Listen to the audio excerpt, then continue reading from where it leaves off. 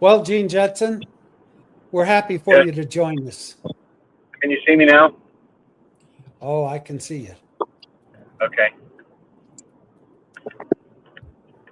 I was just chatting it up a little with Steve. And yeah. Yeah, apparently I wasn't letting myself all the way in. I had to press another button, but I had to scroll up. So I don't know what was wrong with there.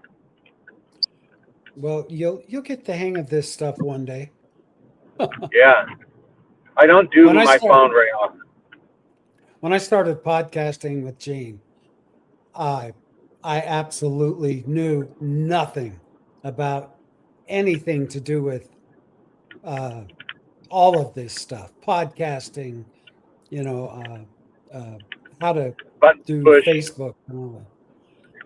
YouTube, all of that. Yeah. I was a baby. I was wet behind the ears. Nice. Actually, I'm on my way back, but I got a job on the way back. So I don't know if you can see, I'm carrying a bag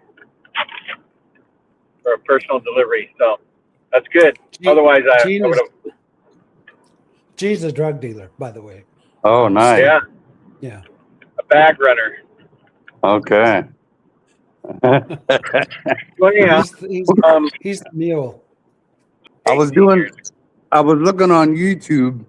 I was trying to figure out Jehovah's Witnesses being an occult, and I watched videos that find out that I'm in one too. That's right.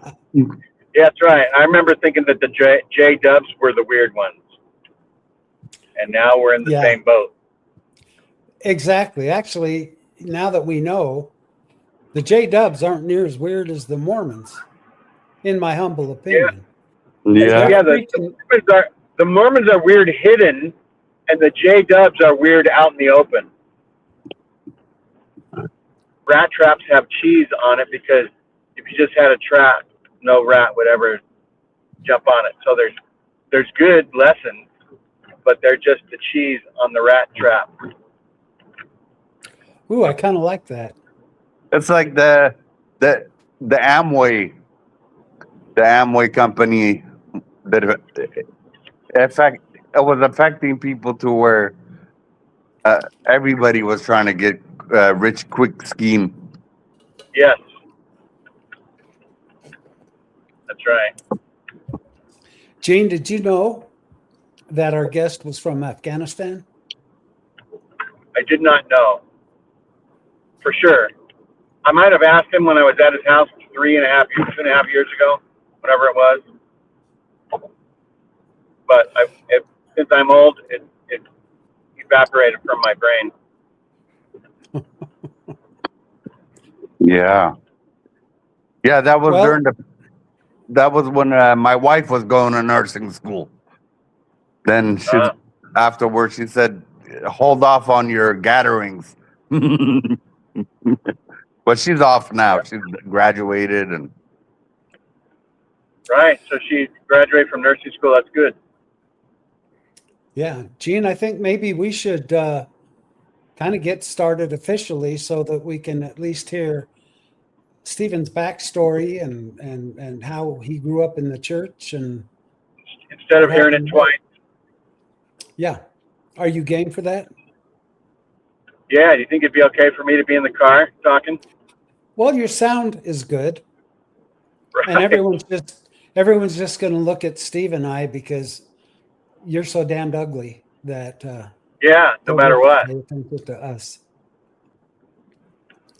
Welcome everybody to MomoNomo, the home of the happy apostate, as well as Latter Daily Digest, Gene Judson's program. We are very happy to have on board today Stephen Salim. I don't know about Gene, but I have been friends with Stephen Salim on Facebook and seen a lot of his comments and posts, and he always cracks me up. So, and I'm sure he's got an interesting story because he's got certainly a big wit. So, Stephen, welcome. Welcome to the show. Thank you. My pleasure. Thank you for having me. We are happy to have you. Thank you. Those of you who are watching, remember, please, that this is what we do. We bring on quality guests, and if you look at our channels, you'll see that they go way back with incredible people that you've known and have heard of. So we would love it if you would be sure and like and subscribe. And the message that Stephen has, please share that with your friends, because I'm sure that no matter what we hear, it's going to be entertaining and it's going to be valuable. So, Stephen, you want to maybe, and we just want to recognize that Gene is so dedicated that he is actually cruising along in his vehicle, wanting to be on the show. And so we're glad for that. I think he was responding to an emergency, saving people's lives, right, Gene? Pretty close. People have to have their stuff or they'll die. So I take important stuff from one place to another. There you go. Spare lungs, kidneys, hearts, that kind of thing, or maybe food. I think I delivered when people leave cell phones behind at a party. I know I've done those types of deliveries before. And, cell phones are important in the modern age. That's life-saving. Well, Stephen, introduce yourself to us. Help us know where you came from, what your growing up was like, and how you came to be a member of the church. Sure. We'd love to hear that story. And first, I'll say real quick that I met Stephen 3.5 years ago. In his home, he hosted an ex-Mormon party, and I was headed for my first Mormon History Association, and got to know Steve a little bit there, and we had fun commiserating. Nice. So, thanks for that, Steve. Thank you. Great. Okay, Mr. Stephen, the floor is yours. Okay, I'm Steve. Steve, but I was a convert to the church, born in Kabul, Afghanistan, and during the 80s, during the Soviet and Afghan war, my mom was an ophthalmologist doctor. My father was a PhD criminal law professor, and we lived there. And in the late 80s, things were getting bad, so we had to flee. But my dad had to stay, because imagine if something like that would happen, you just leave everything, you can't do that, and go. So he stayed to sell the house and furniture, whatever we had to donate. And we went to Moscow for one night, then went to Yugoslavia. Then And about how old were you at that point? About 8 years old. We went to Yugoslavia, then we paid these guys to take us across the border. And it took all night. It was treacherous. We kept slipping and falling. And oh my gosh. Were you on foot? On foot, yeah. And so we went across from Yugoslavia to Austria, finally, after that night. It was bad. And they smuggled us, and we were in Austria for about 9 months. I was a little kid, so I learned German. I forgot it now, but I learned German. Of course, when we learn a language, we learn all the bad words first. Right. Yeah, so, but I could hold a conversation, and then after that, we moved to the States. Then, growing up, my family, they weren't really like these fundamentalist Wahhabi, Hanafi Muslims that are introduced to the Afghanistan now. They were just, do good, don't steal, don't cheat. Just, that rule. But they weren't really fundamentalist Muslims. And in 93, I was around 12, 13. I met the missionaries, and got into Boy Scouts, and later on I got baptized, and I was, a member of the church, temple worthy. I didn't serve a mission because it was never brought on to me serving a mission. But then later I joined the army.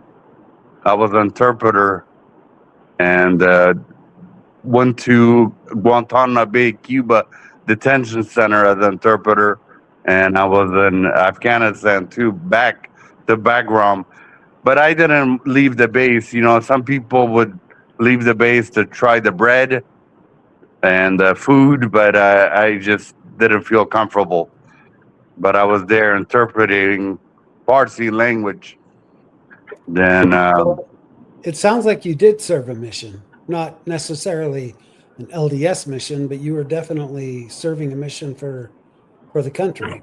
correct, yes. And, throughout my father, when he was in Afghanistan, in his younger days, he was going to law school, and he was working at his dad's shop, or a grandfather. Yeah, his grandfather's shop, part time, doing the little watch repair stuff, watch repair, vintage stuff. So when he came to the States, he opened up a little shop at the flea market. Then from there on, he opened up his first shop on K Street, downtown K Street, Sacramento. Then from there, he opened up another one and sold the K Street one to one of my brothers. Then I worked there and learned a little bit. Then fast forward, and in 2006, I opened up mine. And when I left the church, I started experiencing with substances, alcohol, and weed, and then I went to synthetic man-made drugs, and it was bad. I lost that business.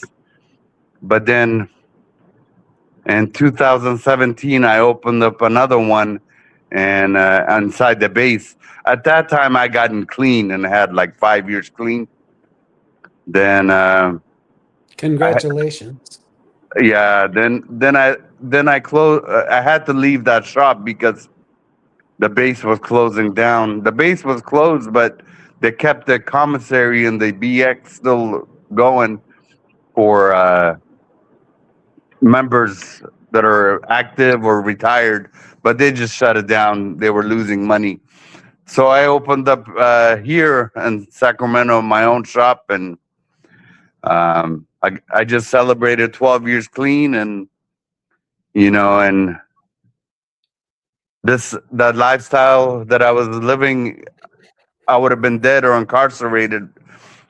Mind you, the last time I stepped foot in jail was in 2013, and my cousin, he's the same age as me. He's a medical doctor, and I paused a minute and really thought hard where my life is going and where's it heading.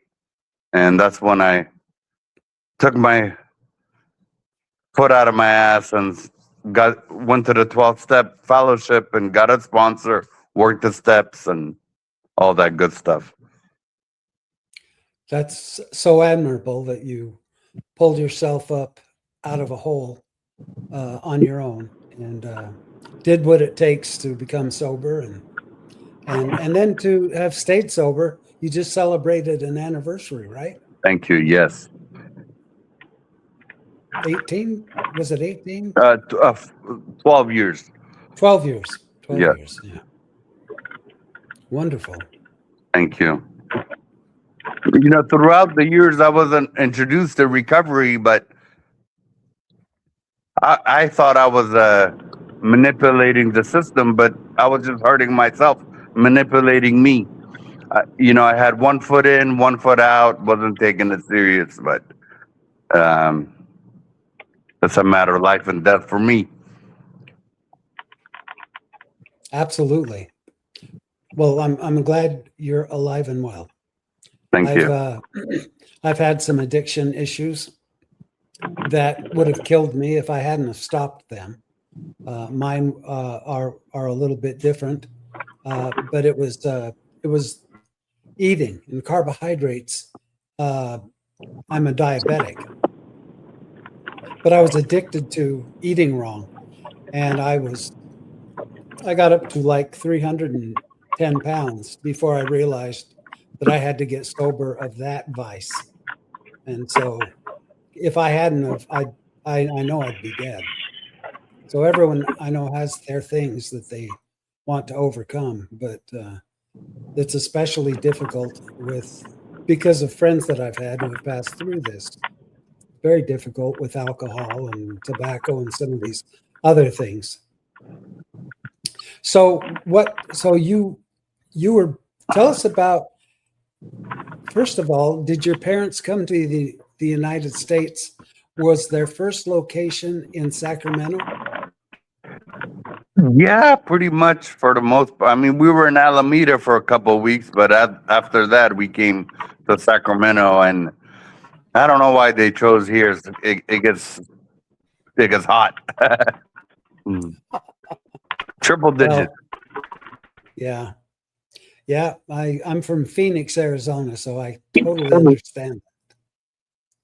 And were they able to resume their medical jobs? No, my mom did work for Kaiser as like optical assistant or something like that, giving out glasses. And she aced her classes because, of course, she was a doctor before, but good grades. She was one of the top students. But they kind of let her go because you have to be really tech savvy with computers and Microsoft Word and stuff like that. So, Right. yeah. We lost And Gene. Gene? And your dad? Oh, where did Gene go? And what about your dad? My dad, no, like I said, he opened up his shop, and he was just busy doing that. The law exam, is hard, but there's ways around it to where if you work as an assistant volunteer, then you could challenge the board. But I don't know. He never did that. With my father being what he was, a criminal attorney, PhD in criminal law, and professor, and his son becoming, a criminal was not only shameful to the family, but just not good because I had 3 driving under influences, not once, but 3 times I got caught. And the third one was when I changed my ways. And after 10 years in California, they get off your record. So they're they're off my my record. Oh, that's good. Well, it's like getting baptized, huh? You got baptized legally. Now your record is clean. So from there, tell us about your experience becoming, well, you got into the watch repair and opened your own shop, you said. Have you reopened it since you lost the first one? Yeah. I reopened a couple of years later after I lost that one. And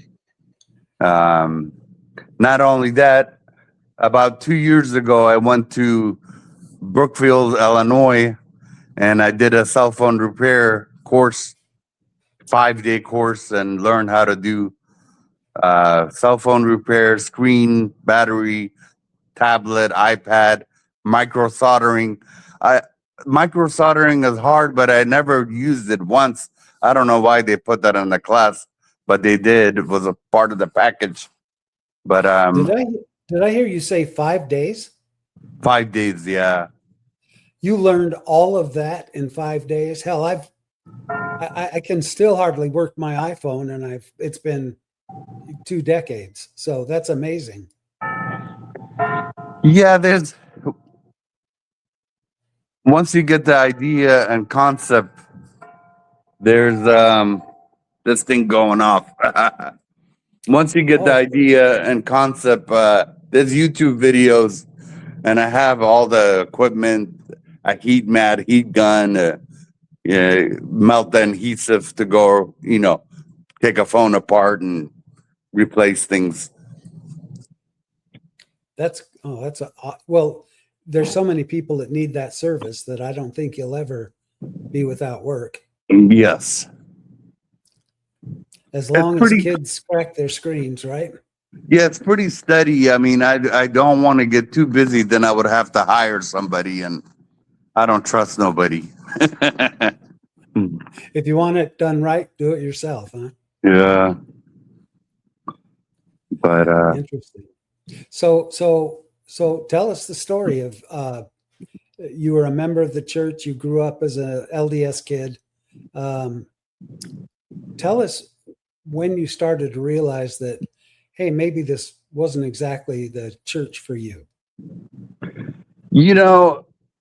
What really attracted me to the church was how family orientated they were, and it came to a point to where my parents kind of were in and off with their marriage, splitting and getting back together, and that attracted me, the wholesome family value they had, and going to church, wearing a nice shirt, looking nice, and back home the tribal clothing, and back in the 30s and 40s, people were trying to get out of that and wear nice shirts and ties and stuff like that. I like that, but that's why I'm wearing one today. But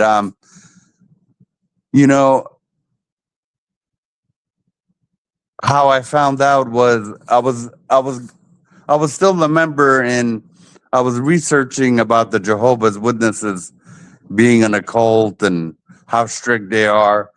Then I stumbled across a video from Living Hope Ministries or something like that. They put about comparing the Bible to the Book of Mormon, and they went in detail about archaeological and no evidence of wars that ever happened and all that stuff. And I'm like, it never dawned on me to think, of course that stuff exists. Then I start digging deeper, and that's when I came to the conclusion that this is not true. That I thought I found a wholesome Christian church. When I was younger in Afghanistan, people would say that, the Christian say that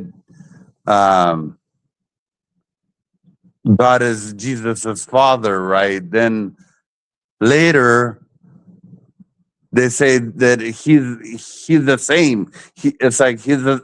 Later I found out that they're saying he's his dad and him at the same time. I kind of confused me even more that in the flesh he's the same. I don't know. But I kind of thought that I was like an advocate for the belief that Mary got pregnant as a miracle, and it was God's spirit, God's power, that he is the son, and and that's what I thought, that I was joining a pristine Christian church, but it really wasn't. I'm a spiritual person now. I'm not atheist like many other ex-Mormons, but I believe a higher power, but no religion. I understand that. People ask me, are you, now that you're out of the church, are you atheist? And I'm not. I still believe that there's a higher power, a God, just not the Mormon God, just not the Mormon Jesus. But I have not lost faith in a higher power because I've had too many blessings and experiences to say that there's no God. But I'm like you. I just don't believe in the Mormon God. So, well, hello, Gene. I'm back. I was in the hills and lost reception. So Stephen was just telling us about what it is that made his shelf break. So what was the final item on your shelf, Stephen, that just made your belief in the church tumble? It's like, no, I'm gone. The straw that broke the camel's back. That video that I watched, the comparing the Bible with the Book of Mormon, like, you know, they said you could go to Jerusalem, Bethlehem, and walk where Jesus walks, but what about in Americas? There's no evidence of Jesus everywhere in Americas. No witnesses, no ancient records of witnesses of his existence. You know what? Even the Muslims talk about Jesus, and the other religions they speak that he existed, but in the Middle East, but no record in the Americas. Then on top of that, the missionaries lied to me. They said that it wasn't Joseph Smith that practiced polygamy. They blamed it on Brigham Young, and I could understand that. If Brigham was such a bad person, then why they, you know, Brigham City, Brigham University, why did they, you know, if they thought he was that bad, you know? And then I found out he was a polygamist too. Then, you know, I left. Yeah, so the missionaries didn't tell you about that when you were joining the church.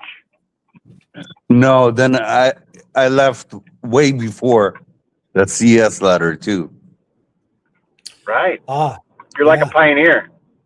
Yeah. I mean, I never read it, to be honest, but I stumbled like with, you know, looking at it, and I'm like, wow. Then members, they claim they read it, but they're lying for the Lord, because if they really read it, then, you know, I hope the seed gets planted. You know, talking about Brigham Young, the members that go ahead. Talking about Brigham Young, he was not only, not only the things that you mentioned, but he was a racist and a very hateful individual to so many groups. And I always wondered, how could they name Brigham Young University after this man when he would, if a black man and a white woman were seen together, they should both be shot on the spot. And you know, I just couldn't fathom a man of God, a prophet who walks and talks with Jesus Christ, having that kind of an attitude. And then that was just the very, very beginning for me. But yeah, I understand what you're saying. Right, and I think the people that members who read the CES letter, they just think that when they die, God will explain all those problems, when they don't realize that the answer to all the questionable things about the church is that it is not true, whatever true means in there. You know, you could feel good, you could do all the good things that it says to do, but there's no such thing as it's like saying I have a true chair, a true table. It's not the church that's true by a long shot. Yeah, you're breaking up a little, Gene. I think you might sorry about be driving through the twilight zone. It's okay. Yeah, that's a good point. I think that, I don't know about you, Stephen and Gene, but I have met and I know several members of the church who are just wonderful people, delightful, giving, generous, kind people. But they've been influenced, they've been indoctrinated, they've been brainwashed into believing that they have the only truth on the earth. And that's because the leaders of the church, who I don't so much respect, they're the ones that do this brainwashing to keep this organization going. And, you know, it's one of the few churches that offers you the opportunity to be with your family forever, as long as you pay your tithing, go to the temple, don't drink coffee, don't use alcohol, don't do any of that. As a matter of fact, my shirt today says, I gave up eternal life for coffee. Yeah, I have this shirt too. Yeah. Yeah, one of our Amazon, listeners sent me that. Amazon special. Also, this other stuff, like the kind of stuff they come out is really off the wall. Like, wow. Like, for instance, the DNA of South Americans, you know, they said that there's no, that Heavenly Father altered it, changed it to test our faith. Right. Yeah. Yeah, Right. there's always an answer. For sure. Yeah, mental gymnastics. Yeah. Well, yeah, there's so many changes that take place year after year in the church, like the temporary commandments, you know. Yeah, here's the commandment for now, but subject to change, like God changes his mind every other day. Yes. Right. So Steve, you said that after leaving the church, you kind of went crazy with illegal or legal substances that you overused, and then you had to go through a program to free yourself from those habits. What helped you in the program? You know, the steps, when I worked the steps, it was the steps were really transformation. It was a homework. I mean, the steps are taken biblically. I don't know what order, but Narcotics Anonymous is a spiritual program, not religious. But sometimes in Utah, people say that, you know, they always say the church this, the church that, because, you know, when I was deep in my addiction, I would pray sincerely to my God of my understanding to lift the obsession to use, and it'd be temporary. In the end of the day, I'd be loaded again and feel like crap, a failure. But I got arrested and I was on house arrest for a long time, like 9 months. And I wish they had Zoom back then, because I was going crazy, binge watching Star Trek and all that stuff. But the only thing I had freedom was to go to meetings. And I'm a social butterfly. And I would look at the time like, oh man, it's over, and I have to go back home and isolate. And I did that for 9 months. And, you know, sometimes my certain memes might be sexual, that might make people uncomfortable, but I got to understand those kind of things, like childhood trauma, working the steps. It doesn't own me, childhood trauma. I own it. And I got to understand not a lot of people, you know, through therapy and steps can manage that and, you know, make fun of it. It makes people uncomfortable thinking that I'm some weirdo, but I'm myself a childhood trauma survivor. And you got to understand the whole cult of Mormonism was based on, you know, polygamy and Joseph wanting multiple, you know, wives and all that stuff. So it's a sex cult. Right. Good point. So, yeah. So when did you sort of pick up with the ex-Mormon groups? When did that happen? How did you find about those? That's a really good question. And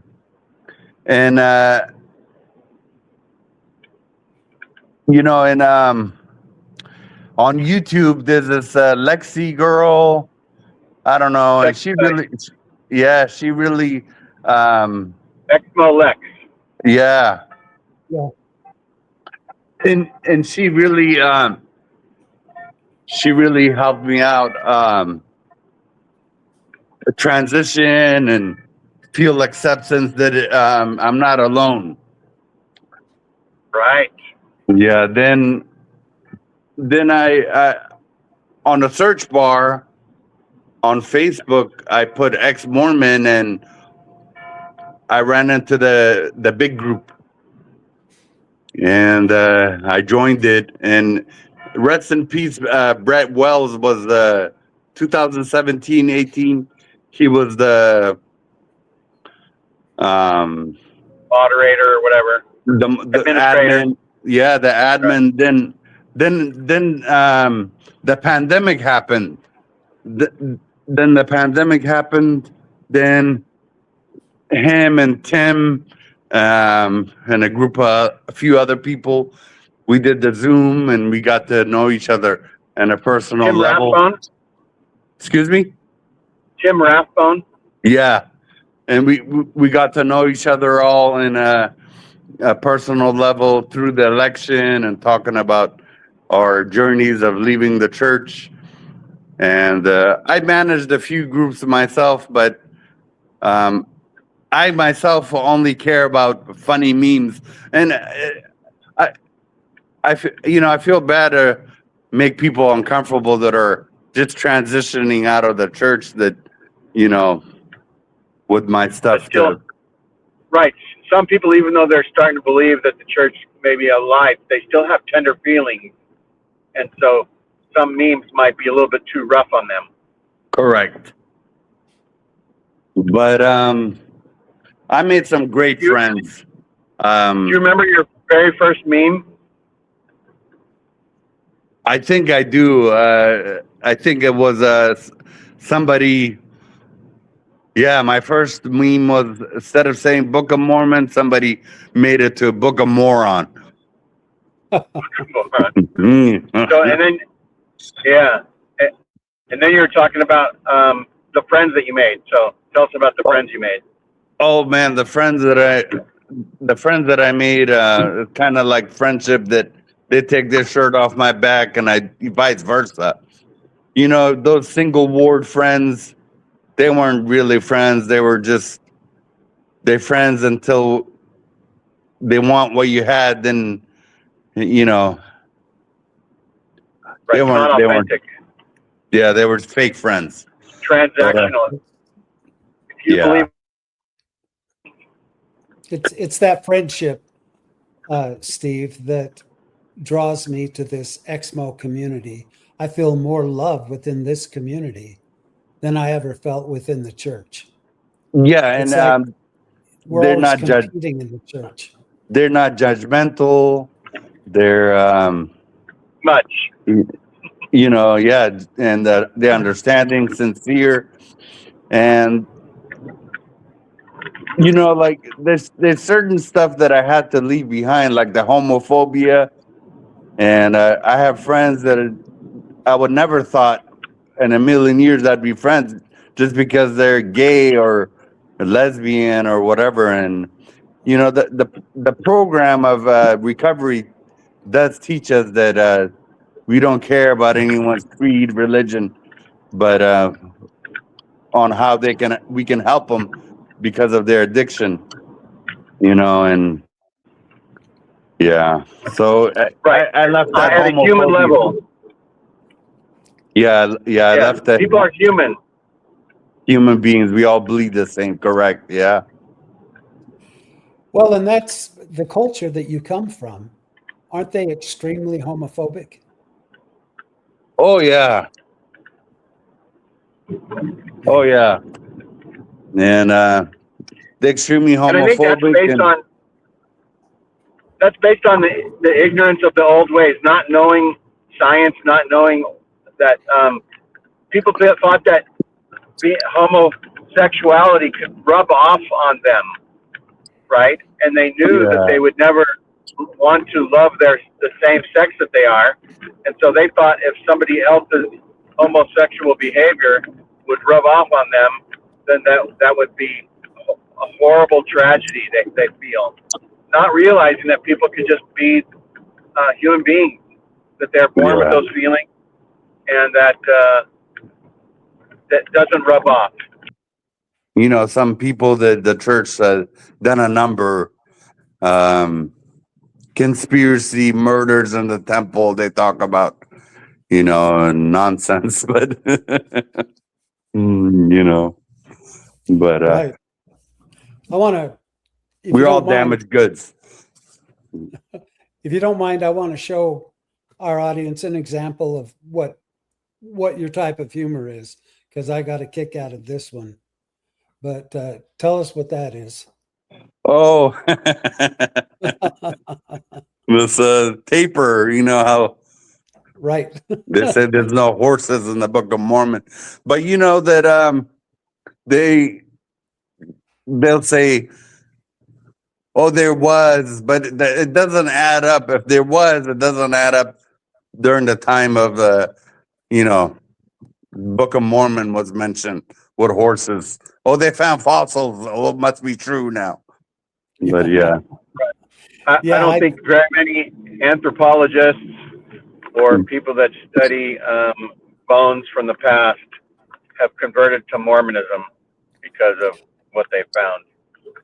I get a big kick out of this tongue-in-cheek humor because, you know, and you know what? I bet you that 90% of the members of the church active will have no clue of what that means.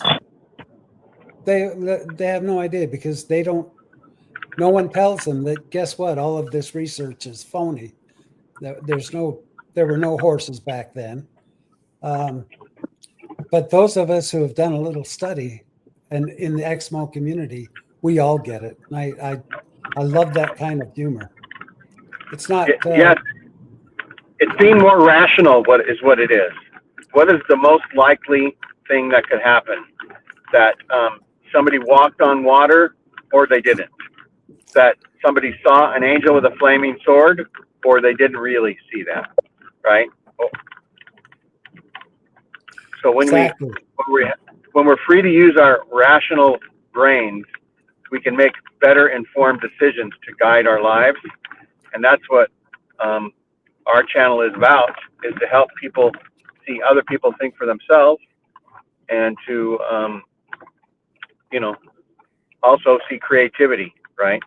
Because when you're trapped, you can't be as creative as you'd like to. Are you at your shop, Steve? Yes. Wow, it looks like it's a big shop. Oh yeah. It's awesome. And I had one other question. This is an odd place to put this in the interview, but you pronounce your last name Salim or Salim? Salim. Okay. Well, I apologize for pronouncing it Salim. Because, and I pronounced it like that until I just learned that where you're from, and I thought, wait a minute, I'll bet it's pronounced Salim. Correct. Yeah.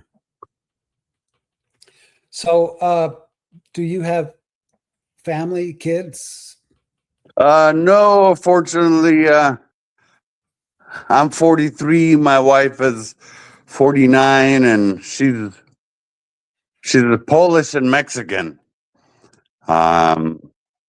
She was going to nursing school, like I said earlier, and she finally did it. And the VA helped too with the financially, and but she's still making payments on the rest of the nursing school.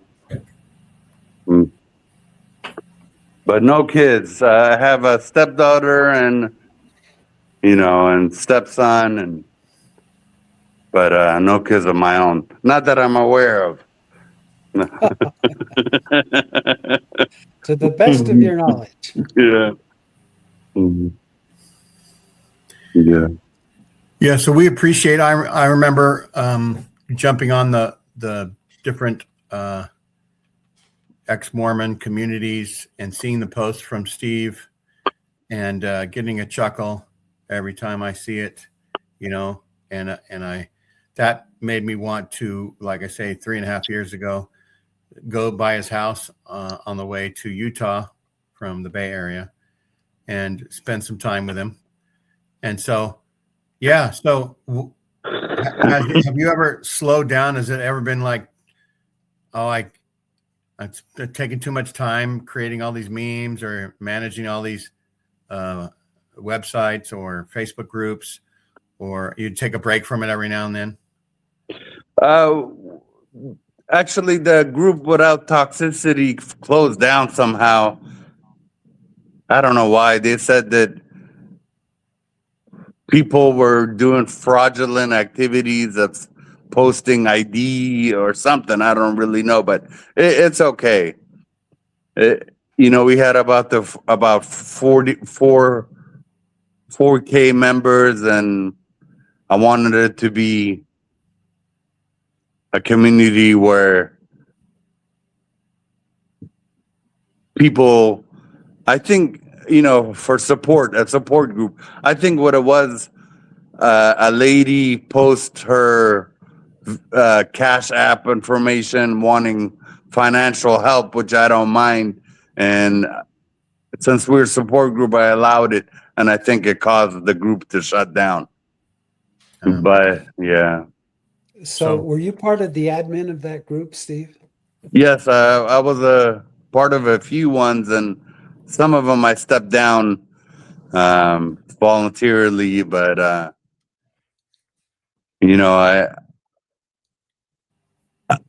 don't know. It's when I post that,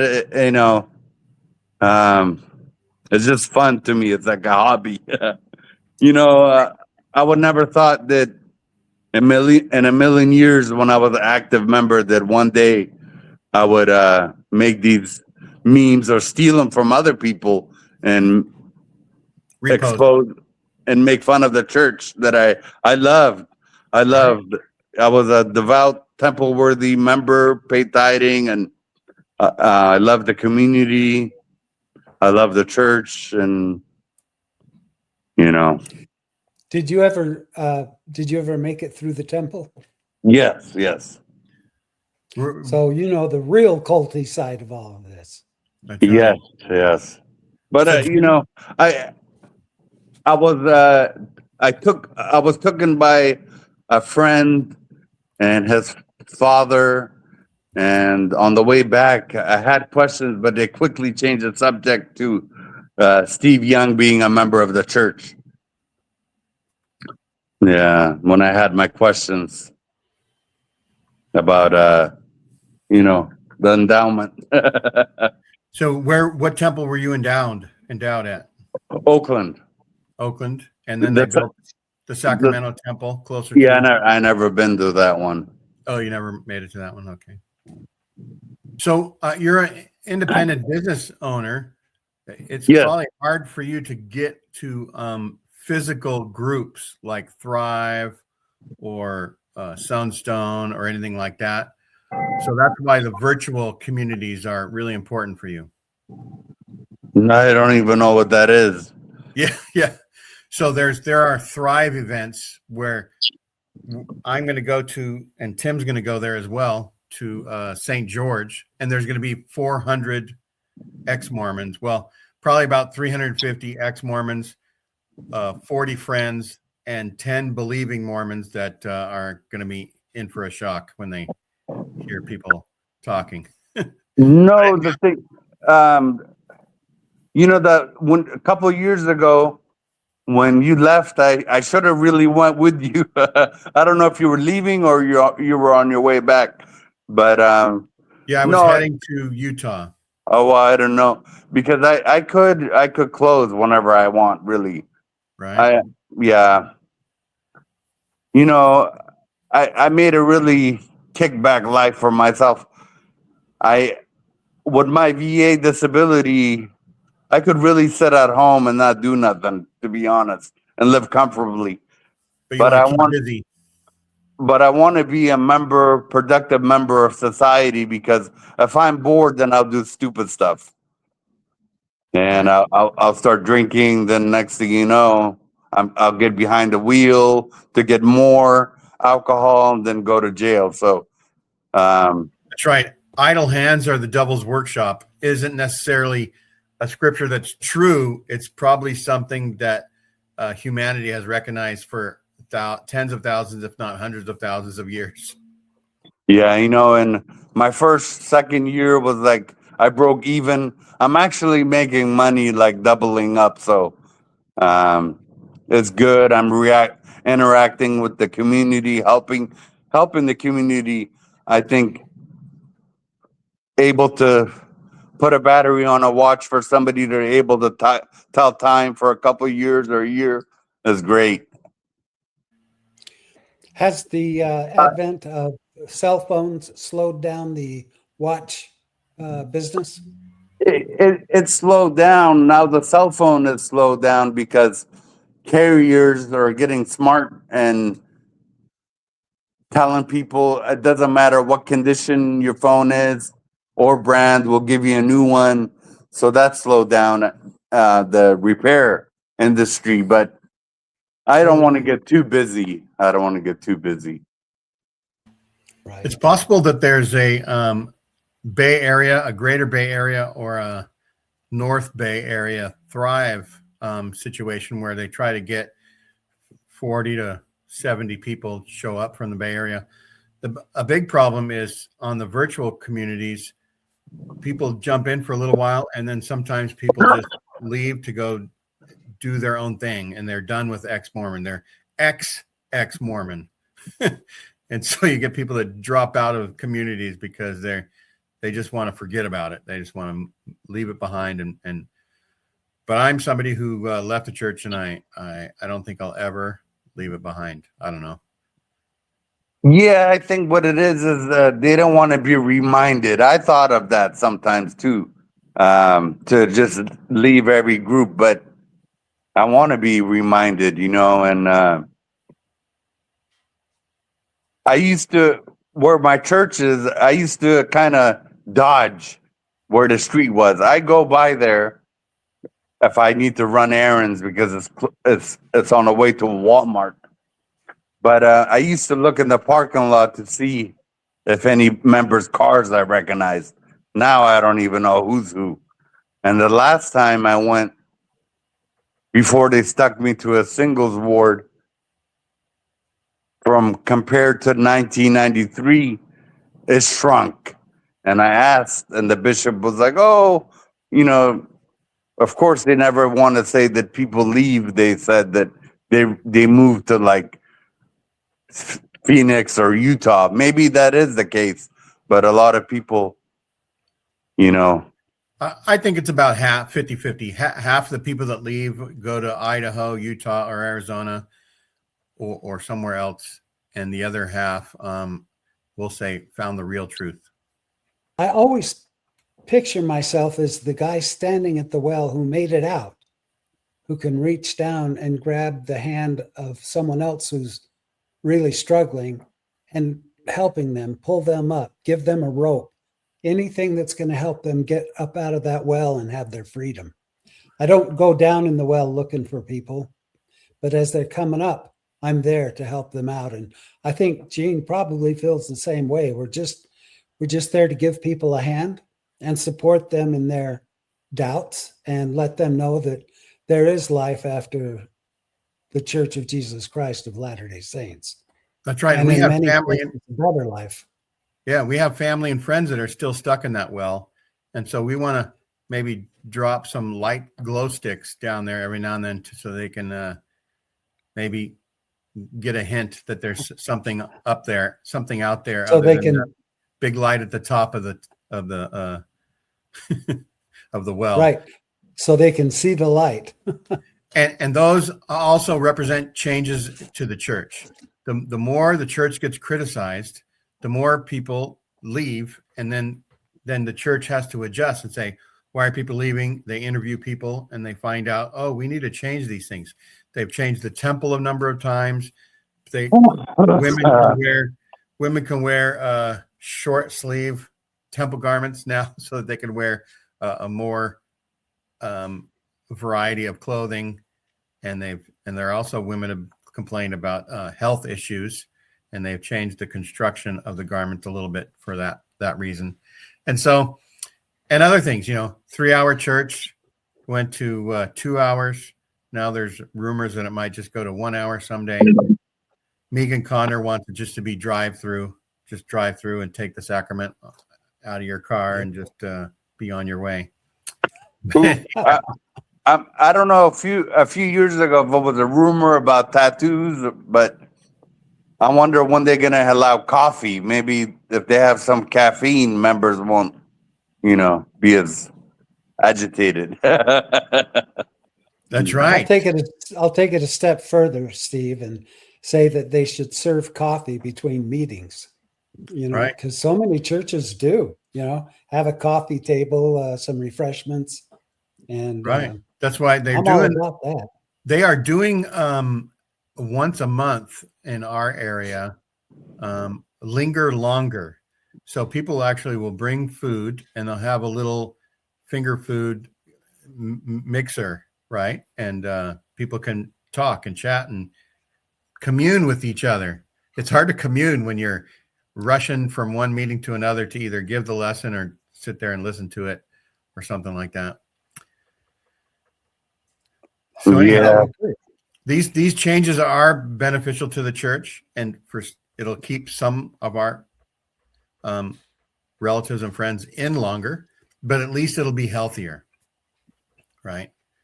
Randy is on a mission to help the church allow, or at least to be safer for LGBTQ that are in, and maybe let them partake of the sacraments, right? Let them get married in the temple. Let God figure it out later. Yeah, let them, give them the same opportunities that anyone else in the church has. Don't punish them because of how they were made, what they were born into. So I have two vehicles. Gene, you seen my 66 Thunderbird, and I got a truck too, a 63 C10, and I go to car shows, and one particular one, there's a church out of Roseville, California called Bridgepoint, and every first Saturday of the month, they have car shows where they have coffee and donut, and it still kind of feels weird to me, but I'm accepting it. Right. Coffee and donut. You go to car church every now and then. Well, they have a car show, yeah. Yeah, no, but it's community, right? Yeah. Friends and stuff like that. So that's cool. That's cool.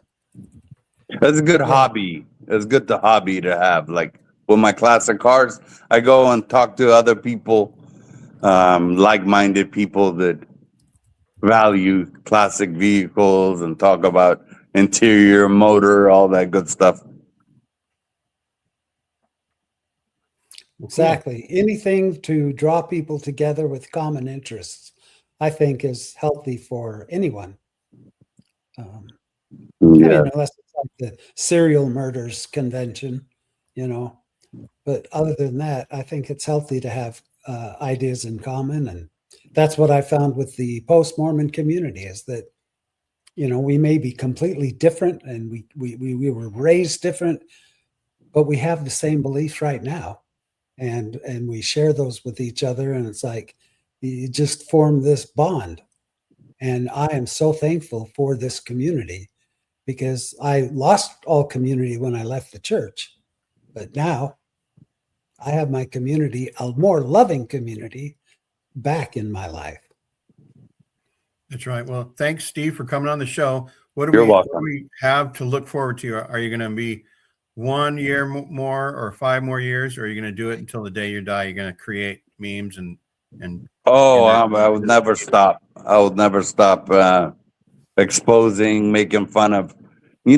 Laughter is the key of happiness, and when I see the laugh emojis at other people, makes me happy too. People, yeah. And when you see people sharing it on their places. Oh yeah, I've seen it. I've seen my memes now. Now I got pretty good with Photoshop. I see him surfing around. Yeah. Yeah. So yeah, everybody, head on over to. Do you post them on your personal Facebook wall a lot? Sometimes, yeah. Mostly in groups, but you post them in Mormon Stories podcast community. No, that I got kicked out of there because I was making active members uncomfortable. Right. Right. Yeah. Where can people see almost all your posts? Which I think I'm gonna just make a little page, like a business page, but make it a meme page, and I'll throw them on there. you should use it using your name somehow. Yeah. Yeah. Stephen Is this memes. I more don't know. It's on good to be Facebook or anonymous YouTube? sometimes too.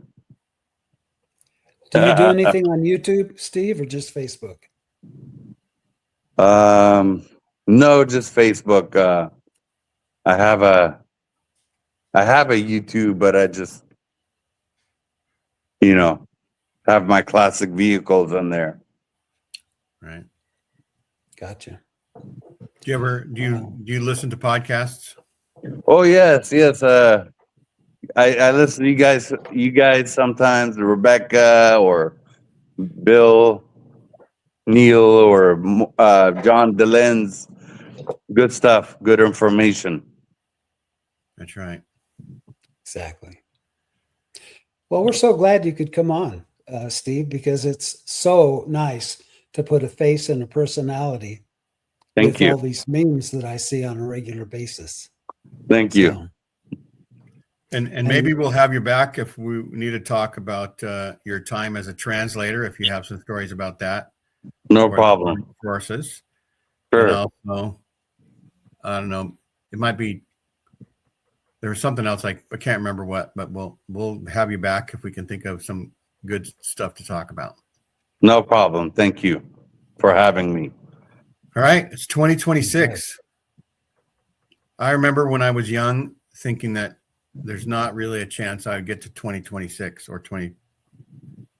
But my brother once said there's something about that the Mayans believed that the world was going to end in 2032 or 2036 or something like that. So we'll see if it converges, but that's 10 years from now at the most. Well, but they said until that then, they said that in 2012, but it didn't happen. That's right. yeah, let's party like it's 1999. There That's it is. right. That's a good song, and that is a good advice. Every day we should celebrate life, right? Right? Everybody have a great rest of the year. Bye-bye. Okay. Bye-bye. Bye, guys.